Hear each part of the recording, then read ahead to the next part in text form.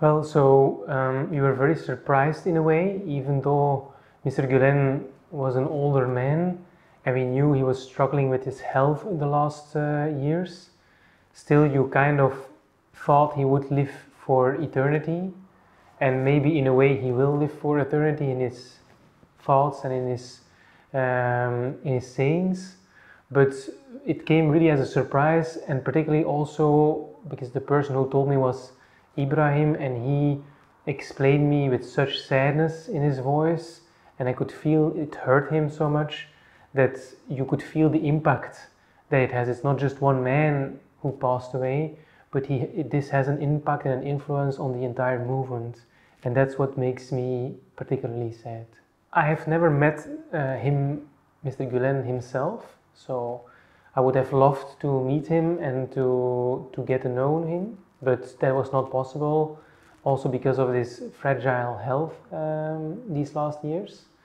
But what is remarkable about the Hizmet movement, and that is something that I would not say easily, is that we deal with a lot of human rights violations, both in Belgium and internationally.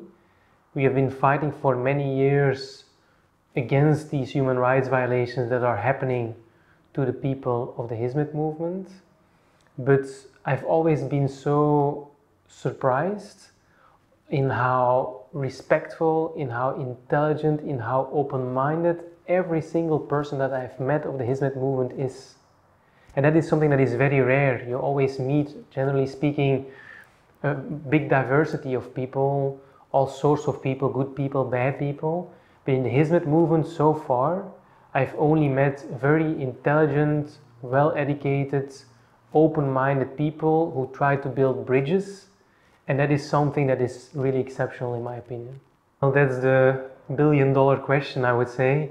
It's first of all not up to me to say how the movement should organize itself, but I will be very interested to see how it will evolve, because it's definitely true that when the leader, the creator, the founder of a movement passes, that it heavily affects such a movement. And I would imagine that that would be the same for the Hizmet movement. The only thing that I hope is that the very open-minded, constructive ideas of more teaching and education for people, more constructive dialogue with people, that these ideas will not disappear, and that the people who are inspired by Mr. Gulen's ideas, that they will continue to share the message and to live according to these ideas. I think that the world, and also Belgium, and hopefully in the future Turkey, will become a better place when that would happen. Well, so as I said, the most important lesson that I've learned from Mr. Gulen is an indirect lesson through the people who were inspired by his ideas. And when I see how they behave in society, how they try to contribute to society, how they try to help society to become a better place for all people, then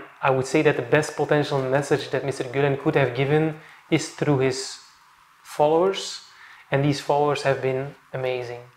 So that's for me the most important lesson that I've learned from him. Well, I would also be very interested to see where that is going, in a sense that this witch hunt, because I cannot call it any different against the followers of the Hizmet movement, this witch hunt that the current regime in Turkey is effectuating against them, I hope it calms down a little bit now, that Erdogan understands that he's really destroying his own country by harassing these people and creating more polarization, more hate in society. Because I think if Turkey, which is suffering at the moment because it's not going well with the country, if it wants to get somewhere, it will need a lot of intelligent people from the movement to get back on its feet. So I'm always a positive person. I always believe that things will get better in the future. So I hope perhaps that if there should be something that comes from the passing of Mr. Gulen, it's also that it perhaps gives some insight to the regime of Mr. Erdogan, that he understands that it's time to move on and to rebuild society rather than to destroy it. I think the most important thing with regards to these rulings of the European Court is to emphasize, because you started your question with saying the Hizmet movement is a controversial movement, but I would ask you the question, for whom? Because it's only controversial for one country, for Turkey. And for all the other countries in the world, and for United Nations, for the European Union, it's not controversial. It's clear the Hizmet movement is a perfectly fine, normal organization and has nothing to do with terrorist activities. That's simple. The only thing that I regret is that the European Court took a very long time to come to very obvious conclusions that all human rights defenders and activists shared for many, many years, is that the rule of law in Turkey is disappearing.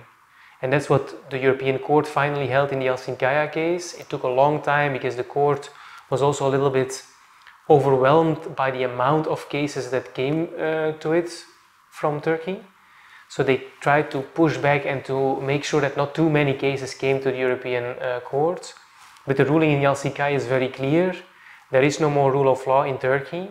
Turkey needs to take care of it and do something about it. So far it has not done so. And the only thing that we hope, particularly speaking, is that the European Court continues to have the courage to do what is right and to make sure that human rights are respected also in Turkey, even though it is an important partner of the court. There's many cases on Turkey that have to be decided by the European Court, but that it keeps to do what is right. And I would also want to emphasize that, and it's also important for Turkish people to remember this, is that it says a lot about your society when you look at how your society treats the weakest people in its society. And when we look at Turkey at the moment, you could say in a way that the Hizmet movement and the people, the victims of the regime at the moment, they are in the weakest spots because they lose their society places, they lose their property, they lose their fair trial, they lose their families, they are put in prison, tortured, and so on. And so if as a society you see that you don't treat your weakest people right, then you know that one day you will be in that spot yourself, because society turns around and it moves, and in the end you one day will be in a weaker spot in society, and then it will be you who is treated that way. And so I think it's very important to understand that when you look at the Hizmet movement, that Turkish people should understand that this could have been anyone who dared to oppose a regime which eventually will come to an end and will be replaced by a new regime. And so you really have to defend and protect these principles of the rule of law, of open dialogue, of multiculturalism, and these principles, and that is what Mr. Gülen did understand very well, are really the cornerstone of what a good society should look like. Open-minded, extraordinary people.